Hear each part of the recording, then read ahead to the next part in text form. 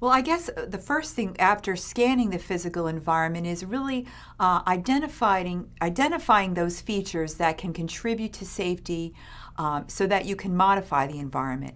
For example, when we were talking and looking at those cluttered pictures, removing the clutter, which may not be so easy when these are beloved and treasured objects that individuals with dementia have gathered and collected over their life. But some key features from one of our recent research studies from of 88 families identified the following. The first was always trying to maintain a clear pathway of travel, so that tripping hazards and hazards that would increase risk for falls were reduced as much as possible. Related to that was having sufficient and good lighting throughout the home. It was surprising for us to see how often shades were drawn, and you were unable to distinguish whether it was night or day, given how dark it was in the environment. And so it made it more difficult to negotiate clear pathways and walking safely through the home when the lighting was poor. Having good lighting also means, though, removing those wires that can also be next to the lights, so looking for other tripping hazards. We talked about trying to be as clutter-free as possible by making sure that the objects that are in the environment have meaning and purpose for that person, so that they can use them as cues to what is the associated behavior with those objects. In the bathroom, there are many adaptive equipment devices that are possible to help a person safely negotiate getting in and out of the tub, getting in and on and off of the toilet, that can also be very helpful, relatively inexpensive, and reduce risk for slipping in a wet environment where many, many falls occur. Most falls, in fact, occur as much as possible. It's best, of course, to try to have first floor access to the bedroom and the bathroom so that individuals don't have to negotiate stairs as the disease progresses and they become perhaps weaker and less stable in their ability to ambulate. Things like having sturdy, supportive chairs and chairs with armrests that individuals can use to help them rise or lower themselves from those chairs. We talked about removing very hazardous things from the environment, particularly sharp objects, potentially toxic substances like potentially toxic cleaning substances and other household materials, making sure that they're safely stored out of sight and perhaps kept in drawers that have some sort of locking feature. The use of sturdy railings, so not even just the presence of railings, but making sure that those railings are sturdy as people increasingly rely on them to exit or enter staircases. And having deadbolts on all interior and exterior doors in order to reduce wandering and reduce the risk of individuals trying to enter the home inappropriately. And one other safety feature we found very useful is having access to a bedside commode near the bed to reduce the need for the person to try to negotiate the bedroom to bathroom transfer when it's dark outside, when they may be a little bit more confused and may be at more risk for falling. I'd just like to repeat a point that you made earlier, Nancy, and that is if you're a family caregiver or a health provider working with a person with dementia or the family caregiver, it's so critical to take an environmental scan. Really look at the home environment from the perspective of a person who has changed, diminished judgment, and problem-solving abilities.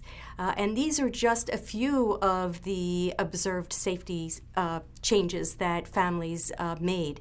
And many of them would need to be adapted depending upon where you live and the kind of living situation of the person with dementia. But again, putting on a different set of eyes and doing an environmental scan is very important. We also want you to be concerned for the caregivers, the family caregivers, who are at risk for increased injury as well due to the consequences of the physical caregiving and the emotional caregiving that they're providing.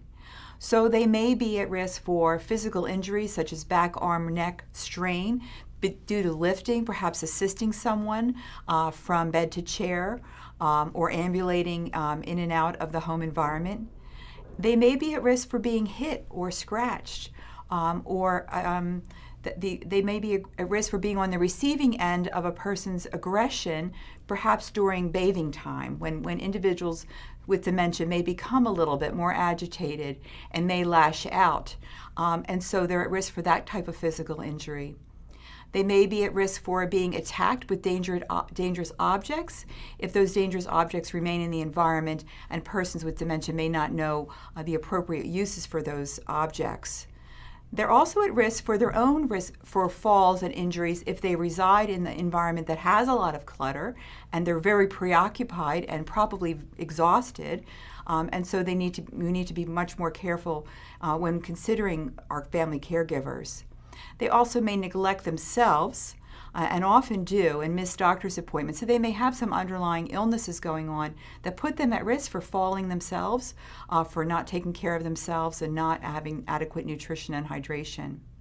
And so they may eat too little or too much. They may not pay attention to the type of calories that they're taking. They may also take medications to help ease their emotional distress and may self-medicate inappropriately with substances, including alcohol or other substances over the counter. And they may be at risk for social isolation and depression. As a consequence of being isolated as in the caregiving role, many of our caregivers are hidden from society. They're so burdened with staying and keeping their home safe and their loved ones safe that they don't interact with others, putting themselves at great risk for depression.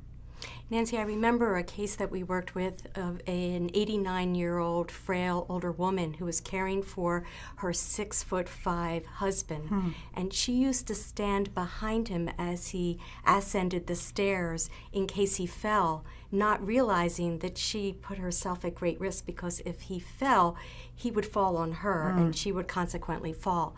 So these are very critical considerations, and we don't know actually the rate of prevalence, I should say, of injuries among family caregivers, but the little bit of research that has been done in this area suggests that it's very similar to the kinds of prevalence rates that we see for formal providers in nursing homes and elsewhere. So these are very real risks that we need to understand and be alert for, and to help families learn proper body mechanics. As this picture suggests, this is a nephew caring for his uncle, and he's helping him get dressed. And you can see that with repeated kinds of movements like this, there's great strain on the back.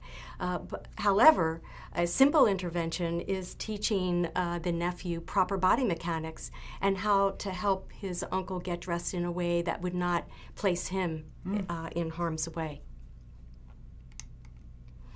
Okay, so now we're going to give some tips and strategies as to how to evaluate a typical home environment. So here are some general considerations. Think of household appliances. Where are they stored and how are they used? And do they pose a risk to the person with dementia? Remember that dementia is a progressive disease, so what is safe at one stage of the disease may not be safe at another stage. So we're in no way suggesting that all appliances should be removed, for example, from the kitchen, but that an evaluation be made of what the person is able and capable of doing and using, and then how household appliances should be kept. Consider fire alarm safety. We've already discussed the importance of having a safe plan. What would happen if there was a fire in the home environment? Are there alarms, for example?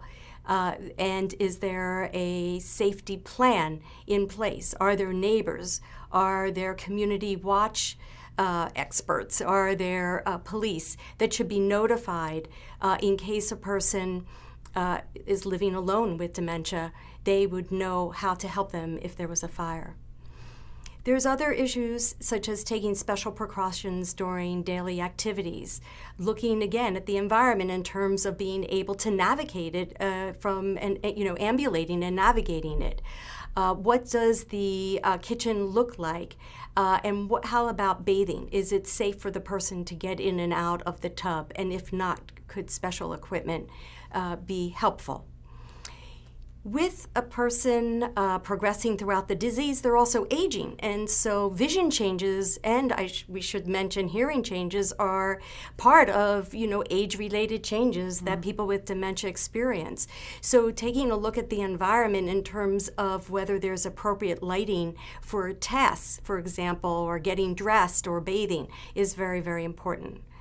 Also, it would be helpful for families to develop documents that are easily accessible and that everybody knows where they are, and that these documents list the person with dementia's a doctor's name, the list of medications and the dosage, any kind of contact information that would be important, any list of food allergies, the names and phone numbers of families and friends, any kind of legal documents and insurance company numbers.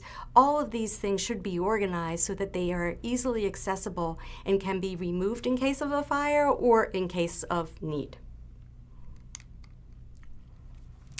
So here are some key features we just want to reinforce, and these are from, this is from the Fight Dementia site, .org, from our colleagues in Australia. First is considering safety outside the home, which is considering things like catches on gates, if there's a gate outside the periphery of the home, making sure that the steps and the paths in and out of the home are safe, free from cracks, perhaps well swept, or other hazards removed from that, and that poisonous plants in the outside immediate home are removed. Next are some key features around reducing wandering. This would be first making sure that the person's basic needs are met, because one of the motivating forces behind a person seeking a new environment is that they're trying to do something for themselves. They're trying to either reach the bathroom, they're trying to find food, or because they're thirsty. The next is to involve them in their daily activities. Help keep them occupied so that they're not seeking out new environments and new places to go. They're seeking out some things, sometimes having them fold laundry or help them prepare dinner, involving them in some way, as we'll talk about in other lectures about activities. One of the key features we've been reinforcing is this driving safety and trying to figure out when the signs are appropriate to stop driving.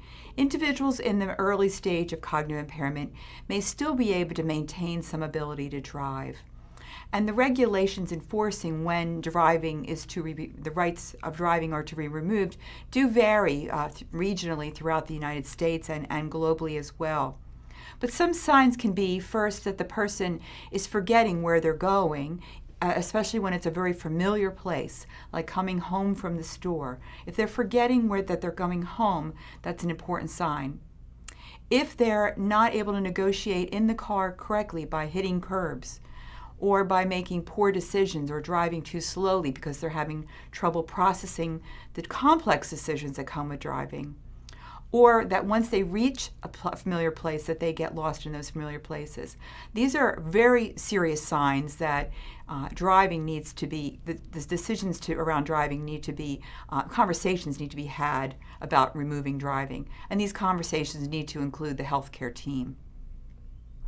Nancy, in some countries, it's mandatory for a physician to notify the government or the health department that a person is at moderate disease stage. And this is true for some states, but not all states in the United States. But this is something that health providers and families should check in terms of their own location as to what are the regulations for driving. In some states, for example, they need to go in person to renew their license after a certain age, again, so that the staff can assess the person's cognitive abilities rather than renewing online or through the mail. We do know that with disease progression, that scores on cognitive tests are highly associated with higher rates of crashing. So this is a very serious issue that needs to be dealt with and discussed as a family because, again, stopping driving can cause a lot of problems for everybody, and so it's a family issue. Within the home setting, some of the areas that really need to be focused on are the kitchen, One, because of the risk for burns from hot water or from the appliances in the kitchen. So, and also it's a place where we store a lot of potentially hazardous objects. So the kitchen is a place with a lot of hazards that needs a lot of extra special attention. In the bedroom, it's important to look for adequate lighting so that people can come in and out of the bedroom safely, particularly at night when most people use their bedroom. If people use electric blankets or other potential hot water bottles or things to keep them warm, to make sure that the temperature is safe on those appliances. In the bathroom, again, the leading place where individuals fall, we need to make sure that there is shower seats or bath seats so that persons can control their environment somewhat and allow the water, allow their ability to control the temperature and the flow of water as they need. They also need handrails at the bath or at the shower and around the toilet area so that they can help maneuver in that very small and sometimes wet environment. And also, again, if this is a place where we store medications, that the medications are stored safely and that those that have been expired are removed from the environment. Good. And it's important to understand that unsafe conditions in any one of these rooms can significantly contribute to behavioral challenges such as increased agitation and irritability and rejection of care. So here are just a few other considerations when thinking about the home and what people with dementia and their family caregivers need. Consider lighting. Sometimes you can have a very bright light that in kitchens, for example, and tile floors that produce glare, and that can make it very uncomfortable for a person where they cannot differentiate that they are actually walking on a floor. They may feel that they're dropping into an abyss. That's true as well in the bathroom, where you have frequently, at least in the United States, a white tub. And so seeing the bottom of the tub may not be apparent to a person with dementia, and particularly for people who then also have vision impairments. So it can be very scary to put one's foot in the tub where you don't know that is where it's going. Consider placement of objects. Putting objects that are needed in front of a person in their visual field is one way to enhance the use of those objects. And conversely, removing unnecessary objects to reduce clutter is equally important. So placing objects so that they can be used and then removing objects that aren't necessary are two considerations that are important. We've discussed the rails. Rails are very important because people with dementia, as the disease progresses, they're at increasing risk for mobility issues and fall risks. And having a rail is just not enough. It must cover all the steps, and it has to be sturdy. And consider removal of any kind of tripping hazard. That can be an uneven or cracked floor that needs repair, very steep steps, uneven steps or cracked steps, or rugs that are frayed where you could get your heel stuck in them. Or common wires from computers or phones and chargers in pathways are very common tripping hazards that we find in homes. Here is a list of home safety resources, and we will also have on the website additional home safety checklists for you to consider use in as a family member or as a health provider or as a student in this area. And we leave you with 4 take-home points. Remember that with disease progression, the safety of the person with dementia and their family caregiver is at increasing risk. So that safety has to be evaluated as the person moves across the disease trajectory.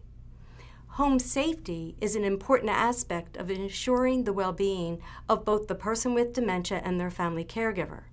It's important to become aware of common hazards in the home as they present with disease progression and as families have to assume more responsibility and hands-on caregiving. It's important to help families learn how to enhance home safety and prevent injury to themselves. Families may not recognize the hazards in their environment or that they are also being placed in harm's way. Thank you. Thank you for your time and attention.